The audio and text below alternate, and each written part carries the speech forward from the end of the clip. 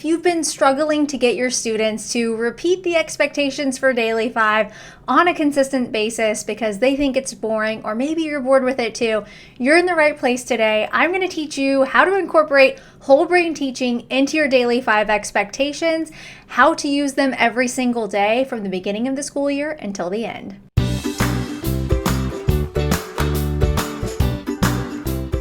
I'm Molly, and I'm a 5th grade teacher who helps teachers just like you learn how to use the Daily 5 to streamline your literacy block so you can get to all of your reading groups and feel less stressed and more prepared. And I want to talk about whole brain teaching and how to combine that with Daily 5. Let me first start by saying that I'm not an expert in whole brain teaching. I have worked at a school where we all did whole brain teaching. We got the book, we're trained ourselves how to do it and just implemented it, and everybody did it. I switched schools and I continue to use those methods because I found that the engagement strategies were key to my students really being a part of the lessons and taking a full part in everything that we were doing. And I noticed as an added bonus that whenever I used whole brain teaching strategies, and I know this isn't the point of them, it's to keep students engaged, but on my evaluations, I would get the highest score in engagement, or a really high score because of that. And yes, that's great, but also the benefit was that it really worked for students and kept them a part of the lesson. So I'm going to tell you today how to incorporate that into Daily 5 and some strategies that you can use that aren't necessarily Daily 5 branded. They're just ones that I've tweaked myself. When you're building stamina for Daily 5 in the beginning, there's nothing in the book that says to continue going over the expectations. You don't have to.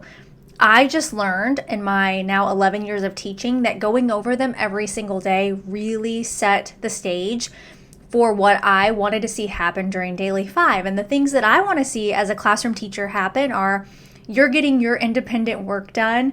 You are successful at that. If you need extra help, you know where to get it. And then I'm pulling reading groups while the kids are working. So that's the whole point of that.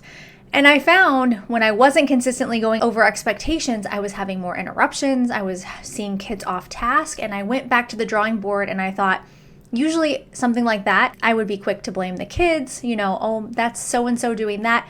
But really, a good teacher reflects on their practices and usually looks at what they're doing first before they start blaming students. So I really try to do that. I promise you I do.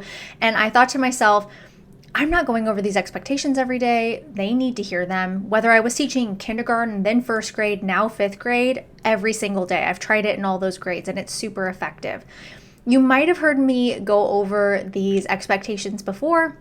They are very similar to the original Daily 5. I've just tweaked some of the wording, and I want to invite you to do the same. Make them work for your classroom. I have all of these expectation charts up when I'm teaching stamina, and then what I do for each station after I've introduced and we've built the stamina, I replace it at the end with just a Daily 5 chart that goes over the expectations. And this is great when you have a substitute in your classroom because you can have your students go over it and then they know what to do. And I promise you, I know I've said this before, but anytime I've had a sub, they will continually write that Daily 5 was the best part of the day, and it's because there's so much structure to it. So the expectations that go along with this have a hand gesture, and that's part of whole brain teaching. It gets them engaged. Now, an added caveat that I want to include in this is I stopped having a bunch of classroom jobs over the years. I realized it was way too much for me personally to manage, and I liked having just a one-person does-it-all job for the week. They get to be super special. They're the teacher helper of the week, and they do every job I need, because what I found was kids weren't remembering their job. There's like 25 jobs on the chart, so many things to do. And yes, you might be thinking, well, it doesn't give everybody something to do, but it gives you something to really look forward to, and you kind of get to be the star of the week. You get to sit in my big blue comfy chair, and it's all your responsibility to help me with everything. And then if you have a smaller class, you can rotate everybody through because there's enough weeks during the year.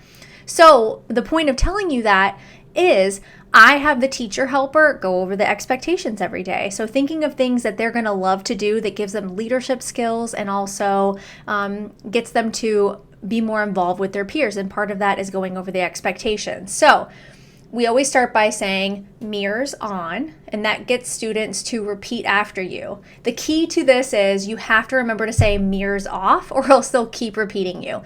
It's sometimes fun to continually do that and just tease them and let them play that repeating game. But just a warning, if you forget to say it, the next thing you might say will be, okay, we need to get started. And they'll say, okay, we need to get started. And you realize mirrors off. Okay, so from the beginning, mirrors on. They will repeat the person who is saying that. The first expectation, work the whole time. And we point to our watch. Next expectation, stay in one spot. I like to go one spot. So the way I do daily 5, every rotation, you can get up and move to a different spot. So if I start with read to self and I'm in a beanbag, let's say in the corner of the classroom, and then I switch to work on writing, I can then go move to a table spot. That's one of the things I really love about daily 5 is you don't have to stay in your seat the whole time. But if you're not following these expectations, then you will lose that privilege. But if you're going over them every day, kids will honestly remember those. Next one is level 0. It does say, I think in daily 5, work quietly. I like level 0 because most kids know what 0 means when it comes to their voice level, so you can decide on that one which one you prefer. Get started right away is the next one, and I like to, oh, that's really close to the screen, get started right away. I like to rub my hands together for that one. And again, these are all just hand gestures that some of them came from whole brain teaching, some of them we just came up with on the fly, and my students really liked them and we kept doing them. And the last one is work on stamina. So when you're introducing each station, you change the word that comes before stamina. So if it's work on writing that we're building the stamina for, I would say work on writing stamina, read to self, work on reading stamina. But when you get through all of them and you're doing the fully implemented daily 5, you can say work on our reading and writing stamina. Mirrors on. Daily 5 rules. Daily 5 rules. 1. 1. Work the whole time. Work the whole time. Stay in one spot. Stay in one spot. Level 0. Level 0. Get started right away. Get started right away. Build our reading and writing stamina. Build our reading and writing stamina. Mirrors off. Mirrors off. That's how I incorporate whole brain teaching into daily 5. Before you go into stations though, you're likely going to have a whole group lesson. And in that, you can do whole brain teaching strategies. Again, you can do mirrors on to get kids to repeat things after you. You can do a lot of turn and talks. I like to do that. I teach them when I say talk, you clap and say okay, and then that's your cue to turn and talk. Now, I don't know if all of those are exactly from whole brain teaching. I want to say it was teach okay, but it's been a long time since I did the training. The cool thing is that you can change them up and make them your own. If you've ever done a class, yes, that comes from whole brain teaching. So whether you thought you were doing it or not, you probably were in some capacity. And if it makes it easier on you, you can get on here on YouTube and look up other videos on how to implement it. But like I said, what I really like is that you can tweak and change things just like daily 5. And I would love to know after you watch this video and try doing the expectations every day for a month. See how it goes. Let me know how it goes with your students. I'd love for you to send me a DM over on Instagram and tell me all about it. I really think that you'll have the success that I've had. I'm not a unicorn. I'm a classroom teacher. Just like you, I've taught a variety of grades. I've noticed what really works well, and that's what I come here on YouTube and share with you. Remember that the expectation charts, you can make them yourself, just like the Daily 5 book. I've gone back and forth on that myself, where I make them on Anchor chart paper, or some years I've printed them and saved them and repurposed them. I do have all of them inside of my TPT store. If you like the same ones that I use, the wording that I use, you can find them in the description box below.